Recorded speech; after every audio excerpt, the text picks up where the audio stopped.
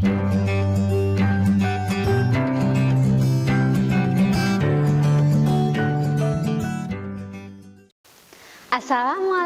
warahmatullahi wabarakatuh. Halo teman-teman, bertemu lagi bersama Bu Yuni. Kali ini di kelas 11 bab 3 kita akan mempelajari perbedaan, kesetaraan, dan harmoni sosial. Adapun peta konsep sebagai berikut. Untuk selanjutnya, struktur sosial, pengertian dan ciri struktur sosial. Struktur sosial adalah keseluruhan jalinan antar unsur sosial yang pokok, yaitu kaidah-kaidah sosial, lembaga-lembaga sosial, kelompok-kelompok sosial, dan lapisan-lapisan sosial. Dalam struktur sosial dikenal dua konsep penting, yaitu status dan peran.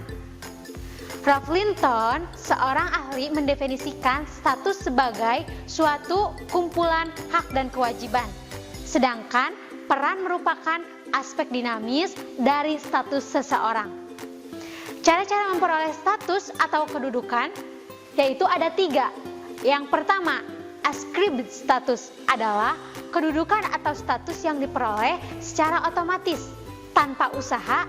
Kedudukan tersebut diperoleh sejak lahir. Yang kedua, achieved status adalah kedudukan yang diperoleh seseorang dengan usaha atau disengaja. Kedudukan ini bersifat terbuka bagi siapa saja.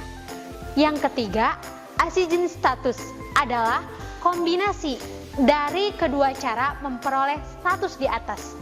Status ini diperoleh melalui penghargaan atau pemberian dari pihak lain. Fungsi dan bentuk struktur sosial. Struktur sosial dapat berfungsi sebagai pengawas sosial, juga dapat berfungsi sebagai dasar untuk menanamkan disiplin sosial, kelompok, atau masyarakat. Menurut ahli Nasikun, dalam konteks Indonesia, struktur sosial dapat dilihat secara horizontal dan vertikal dalam banyak literatur. Struktur sosial horizontal disebut diferensiasi sosial, sedangkan struktur sosial secara vertikal disebut stratifikasi sosial. Diferensiasi sosial. Menurut Kamus Sosiologi, diferensiasi sosial adalah klasifikasi atau penggolongan terhadap perbedaan-perbedaan tertentu yang biasanya sama atau sejenis. Pengertian sama di sini menunjuk pada klasifikasi masyarakat secara horizontal, mendatar atau sejajar. Dalam masyarakat majemuk, plural society, pengelompokan horizontal yang didasarkan pada perbedaan ras, etnis, suku bangsa, klan, dan agama disebut dengan istilah kemajemukan sosial. Pengelompokan berdasarkan perbedaan profesi dan jenis kelamin disebut heterogenitas sosial. Untuk selanjutnya, bentuk-bentuk diferensiasi sosial. Beberapa bentuk diferensiasi sosial diantaranya diferensiasi ras, diferensiasi suku bangsa, diferensiasi klan, diferensiasi agama, diferensiasi profesi, dan diferensiasi jenis kelamin. Salah satu ahli menyebutkan, menurut Ralph Linton, secara garis besar, manusia dibagi dalam 3 kelompok ras, utama, Mongoloid, Negroid, dan Kaukasoid.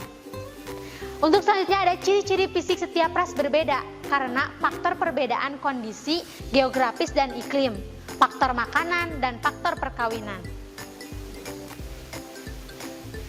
Untuk selanjutnya ada dari pengertian dari stratifikasi sosial. Menurut ahli Max Weber mendefinisikan stratifikasi sosial sebagai penggolongan orang-orang yang termasuk dalam suatu sistem sosial tertentu ke dalam lapisan-lapisan hierarki menurut dimensi kekuasaan, hak istimewa, dan prestise. Fitirim As-Sorokin, seorang ahli, mendefinisikan bahwa stratifikasi sosial sebagai pembendaan penduduk atau masyarakat ke dalam kelas-kelas yang tersusun secara bertingkat hierarki. Perwujudan pelapisan di dalam masyarakat dikenal dengan istilah kelas sosial. Kelas sosial terdiri atas kelas sosial tinggi, kelas sosial menengah, dan kelas sosial rendah. Faktor penyebab stratifikasi sosial? Ini dia faktor penyebab adanya stratifikasi sosial. Stratifikasi sosial muncul dengan sendirinya sebagai akibat dari proses yang terjadi dalam masyarakat. Faktor-faktor penyebabnya adalah kemampuan atau kepandaian, unsur fisik, kejenis kelamin, sifat, keaslian, keanggotaan masyarakat, dan harta benda. Dalam perkembangan selanjutnya, stratifikasi sosial sengaja dibentuk sebagai subsistem sosial untuk mewujudkan tujuan tertentu. Adapun dasar stratifikasi sosial dalam masyarakat. Dasar stratifikasi sosial dalam masyarakat disebabkan adanya sesuatu yang dihargai lebih. Contohnya, kekayaan, kekuasaan, keturunan, pendidikan, status atau kedudukan, dan peran. Adapun sifat stratifikasi sosial yaitu stratifikasi sosial tertutup, di mana bentuk stratifikasi yang anggota dari setiap stratanya sulit melakukan mobilitas vertikal seperti gambar yang ada ini. Adapun yang kedua, stratifikasi sosial terbuka, bersifat demokratis, kemungkinan mobilitas sangat besar. Yang ketiga, stratifikasi sosial campuran, merupakan kombinasi antara stratifikasi sosial tertutup dan terbuka. Adapun fungsi dari stratifikasi sosial, antara lain contohnya disebutkan distribusi hak-hak istimewa yang objektif, penentu lambang-lambang simbol status atau kedudukan, dan penentu tingkat mudah dan sukarnya bertukar kedudukan. Perwujudan dari stratifikasi sosial adalah kelas-kelas sosial. Hal ini dapat kita lihat dari segi ekonomi, sosial, dan politik. Contohnya ada di gambar. Konsekuensi stratifikasi sosial. Dalam kenyataannya, orang tidak memiliki kemampuan yang sama, pasti berbeda-beda. Ada yang mampu membayar sekolah yang mahal, ada yang tidak. Akibatnya penghargaan yang diberikan masyarakat akan berbeda-beda. Perbedaan ini seperti ini akan mempengaruhi gaya hidup atau lifestyle, yakni pakaian, rumah, perabotan, bahasa, dan gaya bicara tentunya. Makanan juga, gelar, pangkat, atau jabatan, serta hobi dan kegemaran. Kesetaraan. 5 kategori kesetaraan. Kesetaraan hukum, kesetaraan politik, kesetaraan sosial, kesetaraan ekonomi, dan kesetaraan moral. Adapun 3 konsep kesetaraan yaitu kesetaraan kesempatan, kesetaraan sejak awal, dan kesetaraan hasil. Harmoni sosial selanjutnya. Sesuatu yang sesuai dengan keinginan masyarakat umum seperti keadaan tertib, teratur, aman, dan nyaman dapat disebut sebagai suatu kehidupan yang penuh harmoni. Harmoni sosial adalah kondisi di mana individual hidup sejalan dan serasi dengan tujuan masyarakatnya. Harmoni sosial juga terjadi dalam masyarakat yang ditandai dengan solidaritas. Kesetaraan dan harmoni sosial dalam masyarakat multikultural. Dinamika masyarakat Indonesia.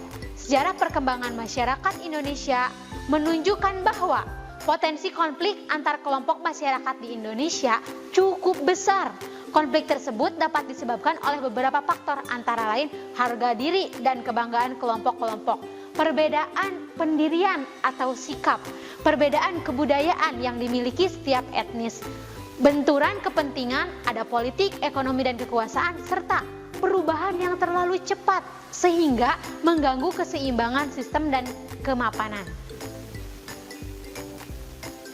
Mewujudkan masyarakat multikultural. Bagaimana sih cara mewujudkan masyarakat yang multikultural? Di tengah potensi konflik yang memungkinkan bagi bangsa kita ini, maka usaha untuk membentuk suatu masyarakat multikultural menjadi sangat penting. Masyarakat multikultural dapat dimengerti sebagai masyarakat yang terdiri atas beragam kelompok sosial dengan sistem norma dan kebudayaan yang berbeda-beda tentunya. multikulturalisme tidak hanya bermakna keanekaragaman, kemajemukan, tetapi juga kesederajatan antar perbedaan. Kesederajatan dalam perbedaan merupakan jantung dari multikulturalisme. Adapun faktor-faktor yang mempengaruhi perlunya masyarakat multikultural, hambatan idealisme multikultural. Sikap menganggap budaya sendiri lebih baik, perantara antara budaya barat dan timur. Pluralisme dianggap sebagai sesuatu yang eksotis.